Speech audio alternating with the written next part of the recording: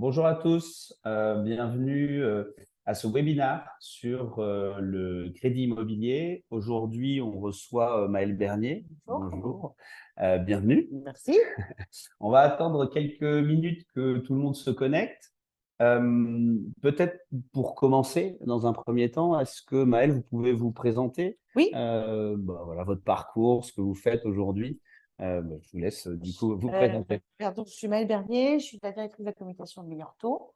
Je travaille depuis 10 ans chez Meilleur Taux. Précédemment, j'étais chez un autre courtier en crédit. Meilleur Taux, c'est une marketplace du service financier. On fait du crédit, on fait des assurances, du placement aussi, évidemment. Et puis, on couvre un peu l'ensemble des services financiers, à la fois sur le web et à la fois en agence. D'accord. Vous avez une vraie expertise sur l'aspect crédit immobilier. Je pense que Alors, c'est la base. c'est le métier d'origine. Ouais, Au départ, la boîte a été créée sur le crédit immobilier, sur le courtage en crédit immobilier, il y a maintenant un peu plus de 20 ans. Et puis, petit à petit, depuis 2014, on s'est diversifié sur les tarifs bancaires, encore une fois, des assurances, assurance crédit ou non. Et puis, les placements, il y a maintenant 3-4 ans, si je ne dis pas de bêtises. d'accord. Voilà. Ok. Pour rentrer dans le vif du sujet, l'idée étant de donner effectivement les informations aux participants de webinaire, est-ce qu'on peut revenir dans un premier temps sur le contexte assez particulier Tout à fait. de l'environnement de taux? Est-ce que vous pouvez nous en dire plus sur ce qui s'est passé, les raisons, pourquoi et ce qu'il en est finalement aujourd'hui de ce contexte? En fait, on a pris coup sur coup plusieurs choses. On a pris effectivement la sortie du Covid, donc ça, on savait qu'on allait voir une reprise de l'inflation en sortie de Covid, donc effectivement, elle était là. Ça, je dirais que c'est en gros ce qui s'est passé jusqu'à janvier, février 2022. Donc à ce moment-là, on avait des taux qui étaient encore extraordinairement bas, parce qu'on était autour de 1%. Il faut quand même se rappeler qu'on a quand même connu une période de 2-3 ans avec des taux autour de 1%. Extraordinairement bas, mais pas très normal en fait cette situation. Et puis en sortie de Covid, les banques, l'inflation repartant, les banques ont commencé à remonter les taux, mais ce qui était prévu, en tout cas ce qui était annoncé début 2022, c'était une reprise progressive, de remontée de barème. Et en gros, on pouvait se dire on va se retrouver autour de 2-2,5%, mais tranquillement. Ouais. Et puis bon, Monsieur Poutine a décidé autrement, donc il y a eu une invasion d'Ukraine. Alors là, il y a une espèce on va dire ça a flambé littéralement, et là les banques vont un peu paniquer sur les marchés, et là les taux se sont mis à augmenter en gros, un schématique de 0,25, 0,30, enfin 25 points, 30 points sur tous les mois. Et pour arriver, donc en octobre 2022, on était autour de 2,5, je prends la durée sur 20 ans classique, pour un prêt immobilier classique, et on est passé aujourd'hui, donc un an après, à un taux autour de 4,30. Donc c'est une remontée absolument fulgurante, on l'a jamais connue, extrêmement rapide, et qui a un peu, on va dire, laissé à la fois sous le choc les futurs acheteurs, parce qu'ils se sont dit mon Dieu, mais pourquoi j'ai rien fait il y a 6 mois. Et puis en plus de ça, on a eu des contraintes complémentaires dont on va certainement parler, qui se sont accentuées. Un taux d'usure qui est le taux maximum légal, tout compris, qui a été pendant des mois absolument en inadéquation totale avec les taux, puisqu'il était révisé trimestriellement, pardon, mais sauf que les taux, eux, ils montaient tous les mois. Donc, il y avait forcément un effet rattrapage. Donc, on se retrouvait avec des dossiers qui auraient dû être finançables, mais qui ne passaient pas parce qu'on dépassait le taux d'usure qui est un taux légal. Donc, finalement, on a réussi, à force de renfort de communication, à faire évoluer la position du gouvernement de la Banque de France. Donc, il est aujourd'hui révisé mensuellement, et donc il est aujourd'hui plus dans l'adéquation puisqu'il est autour de 5,90 pour les durées. Donc aujourd'hui, la solution n'est plus un problème, mais il y a d'autres problèmes évidemment. Ouais. Merci pour cette réponse. Je précise parce que j'avais oublié de le préciser effectivement juste au début. Vous avez la possibilité de poser des questions. Vous avez un onglet Q&R dans l'outil Zoom qui vous permet de poser des questions auxquelles on répondra à la fin de l'entretien. Donc, n'hésitez surtout pas si vous avez des questions sur tous les sujets, évidemment en rapport avec le crédit immobilier, mais n'hésitez pas à poser les questions, on y reviendra dessus. Donc, on a vu le contexte, effectivement, la situation actuelle assez particulière.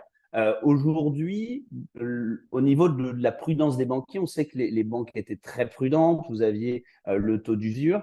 Qu'est-ce qu'il en est justement? Qu'est-ce que vous constatez aujourd'hui Alors, sur le contexte en les fait? banques étaient très prudentes, mais en fait, j'ai envie de dire que honnêtement, c'est pas la faute des banques. C'est-à-dire qu'il y avait effectivement ces contraintes réglementaires. Il y avait aussi une réalité, c'est-à-dire qu'à un moment donné, une banque n'est pas une ONG, hein, comme chacun sait, et donc une banque doit gagner de l'argent. Et les banques, si on schématise, empruntaient à 2,5, 3%, et le taux d'usure était tel qu'en fait, il fallait qu'elles prêtent à 3%. Donc, Oui, ça ne marchait ça ne pas. fonctionnait pas. Donc, on a eu un assèchement total depuis juillet, en gros depuis l'été 2022 jusqu'à il y a encore quelques semaines, avec des banques qui se sont purement et simplement retirées du marché, qui D'accord. ont arrêté de prêter, que ce soit aux particuliers, que ce soit aux investisseurs un peu plus gros, hein, même des gros investisseurs qui se retrouvaient rejetés. Et la bonne nouvelle, c'est qu'aujourd'hui, on est quand même sur un mouvement plus positif où elles reviennent, avec des établissements bancaires qui reviennent dans la course. Donc, la situation est meilleure. Mais c'est vrai qu'on a eu pendant en gros un an une offre bancaire extrêmement restreinte. Donc, quand on a une offre bancaire restreinte, bah forcément, les banques, elles choisissent et elles Bien prennent les sûr. dossiers les plus simples et les meilleurs. Évidemment. Et du coup, par rapport à ce contexte, quels seraient les conseils que vous pourrez apporter pour l'investisseur? Comment est-ce qu'on peut s'adapter justement à ce contexte-là? Est-ce que vous considérez finalement pour un investisseur aujourd'hui que c'est toujours possible et intéressant finalement pour Alors, quelqu'un d'avoir un crédit? intéressant, ça c'est certain, parce que quand on est investisseur, on a un rendement, donc on a un prêt et puis un taux de crédit. En face, on a des loyers. On creuse sa dette, donc en fait, les loyers, enfin, l'argent qui est gagné, en fait, ne rentre pas du tout dans les revenus. Donc c'est plutôt, et on se constitue un patrimoine qui soit, que ce soit effectivement papier ou pas, mais il y a toujours cette notion-là. Donc, mais ce qui est vrai, c'est que aujourd'hui, accéder au crédit pour les investisseurs reste compliqué parce que toujours ces histoires de normes, on a un côté euh, l'endettement est vu de manière générale. Donc, si vous êtes par exemple un particulier, c'est très compliqué parce que s'il a déjà un crédit sur quelque chose et qu'il veut faire des investissements à côté, on va regarder son endettement de manière globale. Et la manière de calculer le rendement, c'est-à-dire de regarder les loyers par rapport à ce qu'on dépense en crédit, est lui aussi vu de manière extrêmement stricte, c'est-à-dire qu'on met toute la balance des revenus d'un côté, la balance des charges de l'autre, et ça, en fait, ça diminue la capacité d'endettement. Puisqu'il y avait certaines banques, notamment auparavant, qui avaient une méthode de calcul différente, il me Oui, alors semble. on disait, bah, en gros, voilà, pour simplifier, hein, vous avez, je sais pas moi, 3 000 euros de crédit, vous avez 3 500, 3 002 de loyer, bon voilà, donc il y a 200 de bénéfices, donc voilà, on est bon. Eux, maintenant, ils font différemment. Ils ajoutent ces 3 000 à l'ensemble des revenus du foyer, par Ouais. exemple, et ils enlèvent toutes les charges, tous les crédits. Et du coup, l'endettement Ouais, automatiquement, monte. ça a tendance. Et, Ouais. ce calcul, alors je ne sais plus si on appelle différentiel, je ne sais plus, il y a le mot barbare, mais aujourd'hui bah, pénalise les investisseurs Ouais. parce qu'en fait, on est beaucoup plus vite au taux d'endettement maximum. Qui plus est que, en plus, les établissements bancaires, dans le cas de revenus locatifs, ne vont même pas prendre en considération la totalité Exactement, alors des c'est loyers. 70% des Ouais, c'est loyers, ça, en majorité. Ouais. parce qu'on considère que il peut y avoir une vacance, ce qui n'est pas non plus complètement déconnant, mais il peut y avoir une vacance, mais encore une fois, avant, elles étaient quand même. On sait très bien quand on investit dans la pierre, globalement, quand on investit dans certaines villes, le risque d'être sans locataire est quand même assez limité. Donc, mais maintenant, il y a beaucoup de vigilance. On regarde surtout, on regarde quand on est sur des biens réels, on regarde tout, la passoire énergétique, tout ça. Donc, c'est vrai que elles ont augmenté leur vigilance, mais encore une fois, parce qu'on leur a demandé. C'est-à-dire qu'aujourd'hui, vous avez des banques qui nous disent, nos courtiers, c'est absolument aberrant. On a des investisseurs en face de nous qui, pour certains, ont des revenus extrêmement élevés et on ne peut pas les financer parce qu'on rentre dans ces critères qui sont les mêmes, je schématise, que vous gagnez 3 000 ou 15 000 Ouais, euros de d'accord. revenus, que vous ayez la même chose. Donc c'est effectivement extrêmement compliqué. Mais je pense que on va aller vers du mieux parce que n'oublions pas que les banques, pour certaines, n'ont pas fait grand-chose pendant un an. Ouais. La demande revient.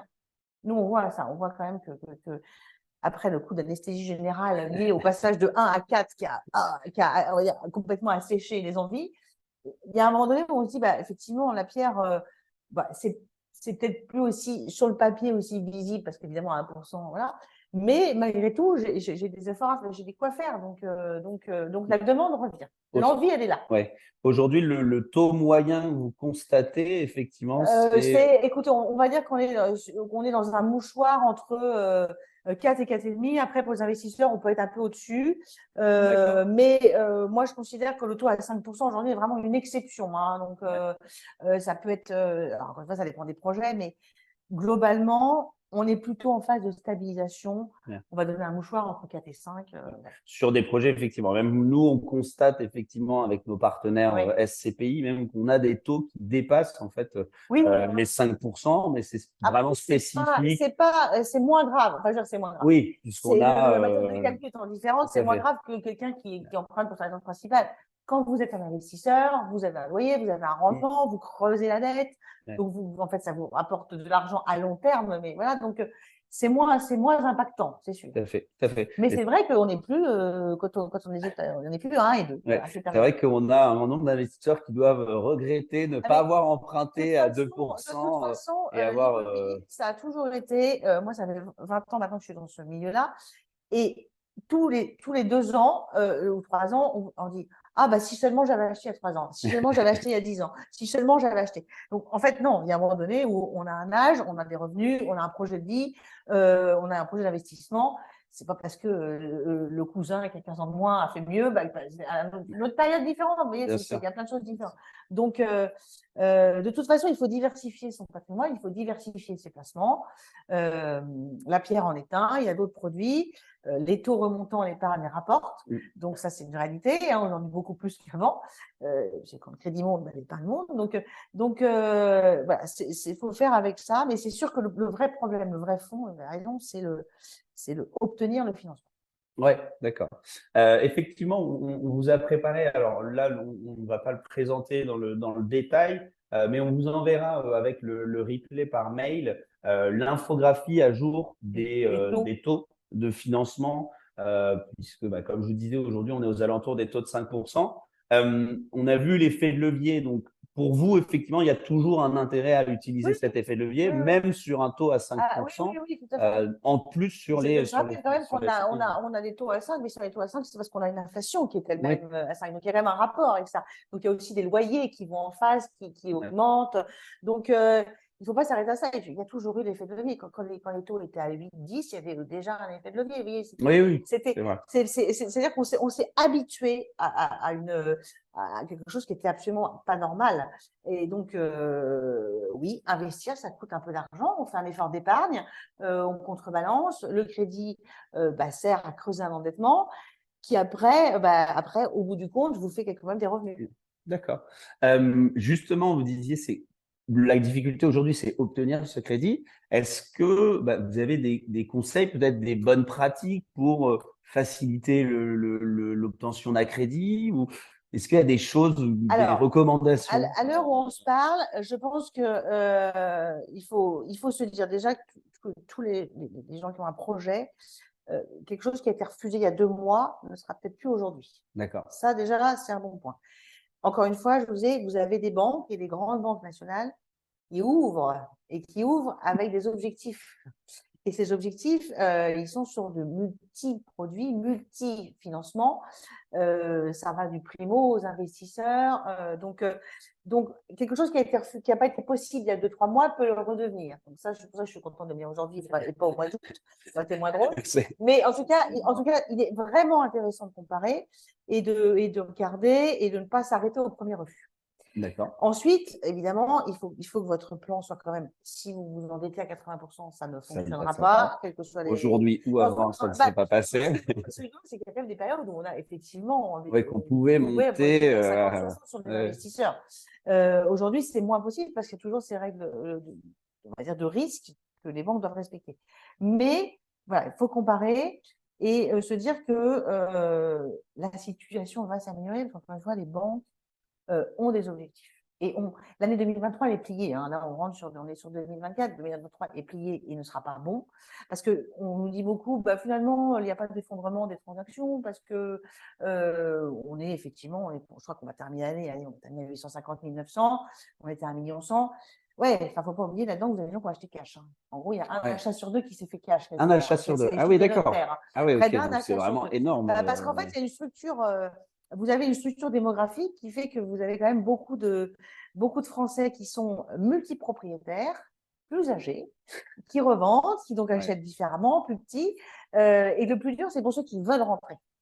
Donc, mais en tout cas, ça explique pourquoi le marché ne s'est finalement pas effondré et que la pression sur les prix reste toujours aussi forte, parce qu'on entend aussi beaucoup les prix vont s'effondrer. ouais. Alors, le passage de 1 à 4 aurait dû, enfin, se compense avec une baisse des prix entre 25 et 30%. Donc ça, D'accord. c'est quelque chose que nous n'aurons pas. Donc ça, il Ouais. faut arrêter de dire que les prix vont s'effondrer. Nous n'aurons pas ça, pour la simple raison que nous sommes déjà, tout le monde est à taux fixe. Oui, c'est la Donc, différence nous, avec les les pays Anglais, l'anglo-saxon anglo-saxons. notamment, qui eux se sont pris des taux qui sont passés de Ouais, 2 à 6 avec des mensualités qui vont avec. Même pour un investisseur, ça fait mal parce que nous, on n'a pas ça. Donc, en fait, tous ceux qui sont déjà sur le circuit ne sont pas en risque. Donc, ça aussi, ça maintient les ouais, prix. Alors, il y a des ajustements, mais en plus, les coûts de la construction sont de plus en plus élevés, donc on ne peut pas vendre moins cher. Donc, moi, encore une fois, je dis, n'attendez rien de cette baisse des prix qu'on vous promet depuis. Il y a déjà des ajustements, mais il y a des réalités de construction et de matières premières, et surtout d'offres et de demandes qui font que les prix ne vont pas s'effondrer. d'accord. Sur donc, sur le contexte actuel, on en a discuté. Comment justement vous voyez les prochains mois, les prochaines années, à quoi finalement vont devoir s'attendre les investisseurs aujourd'hui? Est-ce que vous leur préconisez d'attendre un peu, de se projeter immédiatement? Quelle est pareillement Moi, je la vision pense aujourd'hui? qu'on est on est dans une situation où on ne peut pas se passer en France des investisseurs. C'est pas possible. Là, on a mis fin au marché pendant 1 an, mais la réalité fait qu'on a besoin d'investisseurs. On a besoin de gens qui investissent dans la pierre. On a besoin de logements.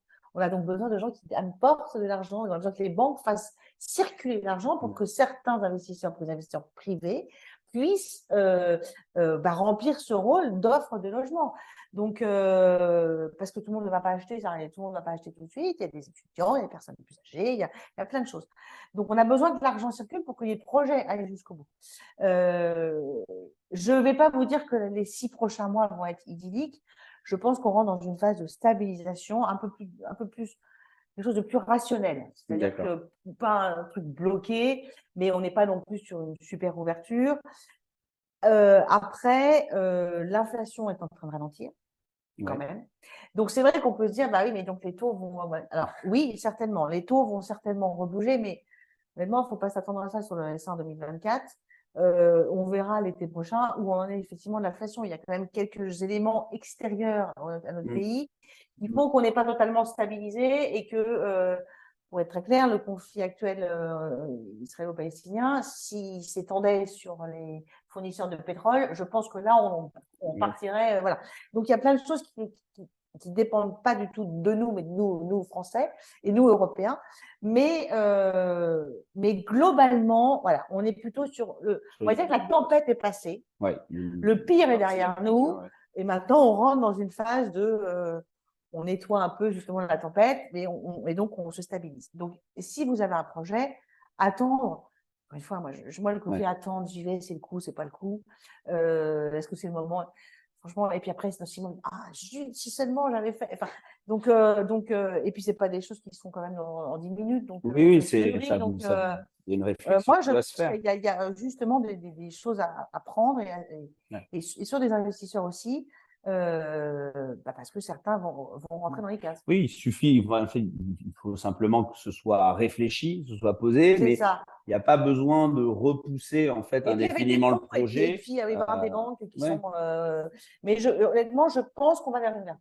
d'accord. Voilà. Mais Et d'ailleurs, je sur pense, et d'ailleurs, elles le disent, hein, et les restrictions, justement, alors, pareillement, les restrictions. Alors, les restrictions, nous sommes ça, c'est aussi une beaucoup question. de professionnels à agir et à expliquer partout où on peut expliquer, donc du haut, du bas, qu'il y a un vrai problème. Je pense que après, je ne fais pas de politique, mais je pense que le gouvernement actuel ne pourra pas longtemps contourner l'obstacle parce qu'on a encore une fois asséché le crédit sans raison. Alors, je pense que Paris, encore une fois, c'était l'effondrement des prix. Ouais. On voit que c'est un échec, on savait déjà dès le début. Euh, la problématique du logement en France est en train d'exploser au grand jour. On a besoin d'investisseurs pour loger des étudiants, on a besoin d'investisseurs pour loger des personnes âgées, on a besoin que… On ne peut pas rester au statu quo, on ne peut pas dire on est dans une situation avec un stock et on va rester sur ce stock.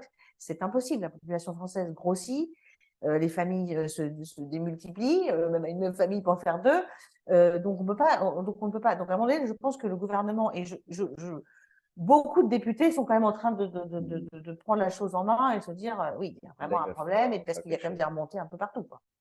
D'accord. Merci beaucoup Je pour, vous en prie, merci à vous. les questions. Je ne sais pas si on a des questions qui ont été posées par les internautes. Alors, on a une question.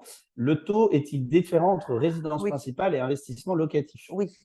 Oui, le taux est globalement, si on prend la même personne qui investit pour sa résidence principale et pour son locatif, on va dire que le locatif, moi sur les barèmes, on est en 0,20, 0,30 au-dessus. D'accord. 0,20, 0,30 au-dessus en locatif et on est… En gros, si vous prenez quelqu'un qui sera 4,20 sur sa résidence principale sur 20 ans, sur son investissement, il va être autour de 4,50. 4,50 et 5 pour les SCPI. Voilà, le SCPI. Mais je pense qu'encore une fois, ça, c'est pareil. Ça va s'ouvrir et se détendre. Une question de Bertrand. Les banques prêtent-elles pour des personnes morales dans l'optique d'un achat de SCPI? Alors, ça, c'est peut-être moi qui vais répondre. Si oui, elles ont-elles des critères spécifiques et différents que pour des personnes physiques? Alors, oui, il y a certains partenaires, effectivement, qui prêtent pour des personnes morales. Il faut savoir que le marché des SCPI, en tout cas, les prix immobiliers sur le marché des SCPI est très restreint. En fait. Il y a très peu de partenaires. Que les banques financent leurs SCPI. Exactement. Et ils ne veulent généralement pas financer toutes les SCPI, donc c'est assez restreint. Donc, il y a des partenaires qui le font effectivement, mais on reste sur un nombre de partenaires vraiment très faible. En ce qui concerne les critères spécifiques, il n'y a pas vraiment de critères spécifiques. Alors, je crois qu'il y a une autre question qui vient avec, parce que je vois qu'on parle d'une holding sur l'endettement et on peut monter plus haut que les 35-40%. Effectivement, généralement, les établissements bancaires vont appliquer cet endettement sur une personne physique, 35%, mais vont avoir une méthode de calcul différente sur une personne morale ou sur une holding. Donc, on a généralement la possibilité d'emprunter plus, en fait, lorsqu'on fait le calcul en personne morale qu'en personne physique. Alors, je vois une photo sur les prix, alors, de façon certaine, alors, c'est jamais de façon certaine, parce que, voilà. Mais je ne pense pas qu'on soit à 15% aujourd'hui, alors on se parle. Je pense qu'il y a des situations, des biens qui sont peut-être à moins 10, moins 15, mais globalement, on n'est pas du tout à ce prix-là. Là, sur le prix des biens. Le prix des biens. Et pourquoi je maintiens que ce n'est pas, qu'on ne s'effondrera pas? Parce qu'on a une loi assez simple qui s'appelle la loi de l'offre et de la demande, et on a un déséquilibre entre ce dont on a besoin et ce qui est sur le marché. Oui. Donc, voilà. OK. Quel type de crédit pour les SCPI, IMO ou CUSO? Les deux sont faisables, sachant que la majorité des crédits pour les SCPI, même s'ils sont de consommation, sont affectés au financement de SCPI et donc ça vous permet de pouvoir déduire les intérêts d'emprunt. Voilà. Ça dépend des établissements, mais globalement, les deux se font aujourd'hui. Et d'ailleurs, il n'y a pas de distinction, hein. Généralement, c'est les mêmes durées, les taux sont à peu près les mêmes. Voilà, c'est vraiment en fonction de ce que préfère l'établissement. Quelles sont les contreparties demandées par les banques? Nantissement, oui, voilà. Très, très généralement. L'apport moins. Aujourd'hui, on a assez facilement la possibilité d'acheter sans apport sur les… C'est le nantissement. Ouais, c'est vraiment le nantissement qui va être demandé et qui vont généralement soit mettre des frais de nantissement, certains non, mais voilà, il y a des frais à prévoir aussi sur le nantissement. Bonjour, c'est très difficile d'emprunter via des banques traditionnelles pour investir en SCPI. Oui, parce que justement… Est-ce possible avec… Oui, alors nous avons des solutions. Je sais pas moi, j'explique, mais après, mais on a des solutions effectivement qu'on trouve pour investir en SCPI. Mais on n'a pas un panel, c'est vrai que c'est pas un panel que pour les particuliers, c'est évident. Oui, on a d'ailleurs les mêmes solutions au travers de Louvainvest pour investir, parce qu'il doit y avoir le CFCAL. Voilà, les banques spécialisées. Bonsoir, quelles sont pratiques en moyenne sur 10 ans? Par exemple, 100 000 € sur 10 ans. Là, on a moins que 5, là, quand même. Alors, on est moins que 5, mais en fait, contrairement, je trouve, à l'investissement au prêt immobilier sur une résidence principale ou même sur un investissement locatif sur un bien en direct, je trouve que l'écart de L'écart n'est taux pas aussi, entre n'est pas 10 aussi, ans et 25 ans n'est pas n'est du pas tout aussi aussi réel, marqué. n'est pas aussi Ouais, marqué. en fait, je crois, pour vous donner un ordre d'idée, de mémoire, on doit être sur 4,89 à 10 ans quand on est à 5,29 à 25 ans. Ouais, ouais, c'est Et pas donc, quand aussi. on fait les Oui, oui, c'est calculs, pas généralement sur de la SCPI, au ouais, mieux sur la tirer au durée. C'est ça, maximum parce que l'effort de trésorerie est moindre et c'est plus intéressant tout simplement. bien sûr. Oui, oui, oui, oui, il n'y a pas de souci. Taux moyen sur 20 ans des SCPI, je vous dis, ça tourne aux alentours de 5%. Ce qu'il faut retenir aujourd'hui sur le marché des SCPI, vous disiez Mel, pardon, 4,5 sur l'investissement en direct à peu Oui, près c'est ça, c'est et ça. Enfin, 5 enfin, sur les c'est, SCPI, voilà, globalement, c'est c'est ça. les niveaux de taux. La Euh, durée maximale pour un crédit, c'est 25 ans, la 25 durée ans, mais maximale. 25 ans Ouais, comme les autres projets. De toute façon, exactement. c'est 25 ans pour tout le monde, ça va C'est plus ça. tard. En tout cas, pour Là-dessus, l'instant, on n'a pas de produit de ouais, là. pour l'instant, ça Et de va toute pas façon, être. c'est interdit, parce que ça va avec les mêmes contraintes réglementaires. On ne peut Ah faire oui, que, on peut faire. d'accord. C'est 25 ans max et 25 plus 2 si quelqu'un qui achèterait dans le neuf, parce que Ah là, oui, sur les d'accord. En différents. Mais VFA, sinon, c'est 25 ans, c'est c'est limite limité. 30. Parce qu'il y avait 30 ans, Ah mais oui, il y a eu du 30, il y a eu même. Alors, c'était 30, il y en avait. Ouais. Avant 2008, hein, quand même, globalement, c'est un peu l'idée. 35 ans, vraiment, c'était un épiphénomène. Souvent, c'était des banques qui n'étaient pas françaises. Mais aujourd'hui, non, c'est 25 ans c'est 25 ans. Ouais. Euh, Pourquoi est-il intéressant d'investir dans des SCPI maintenant avec un taux de 5% alors qu'il est possible d'attendre que les taux baissent et augmenter son apport? C'est ce qu'on disait un petit peu tout à l'heure avec Maël, c'est que finalement, les taux peuvent baisser, mais quand personne n'est en mesure de le savoir, en fait. Oui, oui, Et c'est que donc, ça en va fait, plus tard. Faut être quand vous même. allez être plutôt dans un attentisme. Et finalement, si les taux ne baissent pas dans 2 ans, vous allez vous retrouver à dire, finalement, j'aurais peut-être Non, dû le mais, faire il y a voilà. deux Non, mais ans. encore une fois, je pense que les taux vont baisser, mais il y a des choses qui vont augmenter en parallèle. Donc, Ouais. puis je rappelle quand même que les renégociations sont possibles. Oui, Donc, c'est c'est vrai qu'on n'a quand pas même parlé, mais un gros sujet. On a c'est connu vrai. des vagues entières de De renégociation en renégociations 2015. où on prenait des patrimoines entiers et on négociait. Ça existe. Donc, si à un instant, encore une fois, c'est pas pour pousser à faire ou à pas faire, c'est de dire, ah, écoutez, tiens, j'y vais. C'est peut-être le moment parce que soi-même financièrement, on est dans une situation extrêmement stable. On peut avoir reçu on peut avoir reçu de l'argent, donc avoir de quoi. Enfin, il y a plein de choses qu'on peut faire. Donc, ouais, est-ce que c'est le moment? Enfin, moi, cette question, est-ce que c'est le moment ou pas? Est-ce qu'il faut attendre? C'est toujours, ça fait 20 ans qu'on me la pose. Honnêtement, Ouais, bon, il y a c'est des difficile. périodes qui étaient moins fast, Ouais. pour être clair. 2008 n'était pas super fast. Aujourd'hui, bon, on repart. C'est mieux qu'il y a 6 mois. Voilà. Voilà. Meilleur taux en poste des SCPI en particulier. Alors, meilleur taux de travail, en fait, meilleur taux est un courtier. Donc, vous travaillez Tout avec à des fait. partenaires Oui, et en derrière, co-placement, on a les des SCPI et tout SCPI ça, et sont on a des imposés par les solutions. partenaires, On a en des fait. solutions avec des SCPI qui sont financés par nos Oui, partenaires. Voilà. tout à fait. Un prêt pour investir sur le Invest via un PEL, oui, c'est tout à fait possible. Alors nous, on ne sera pas en mesure de vous faire le prêt, puisque les prêts, notamment les prêts PEL pour obtenir les primes d'État, etc., ce sont que les banques traditionnelles. Mais en tout cas, on a l'habitude d'accompagner nos clients qui font un prêt auprès de leur banque traditionnelle, prêt PEL, et de les accompagner sur tout le processus de souscription au SCPI. Il y a un certain nombre d'éléments à respectés, puisque ce sont que les SCPI qui ont plus de 90% de résidentiels dans leur portefeuille qui sont finançables. Donc voilà, mais en tout cas, n'hésitez pas, on peut vous accompagner là-dessus. On va continuer quelques questions encore.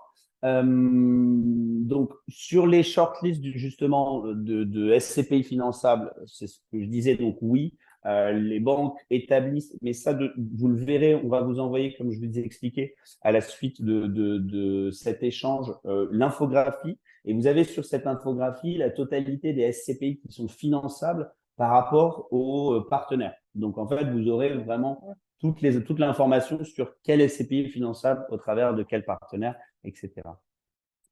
Le taux varie-t-il Alors, selon la SCPI? pays concerné, non, le taux ne varie pas selon la SCPI Je pense concernée. aux SCPI Là, étrangères. il y a pas de changement. Les SCPI doivent réévaluer régulièrement la valeur de marché Oui. reconstitution de leur part. Alors, les prochaines réévaluations, donc là, on en a une, mais assez exceptionnelle, qui avait été demandée par l'autorité des marchés Oui. financiers en juin. Généralement, c'est au 31 décembre avec communication avec les rapports annuels en avril.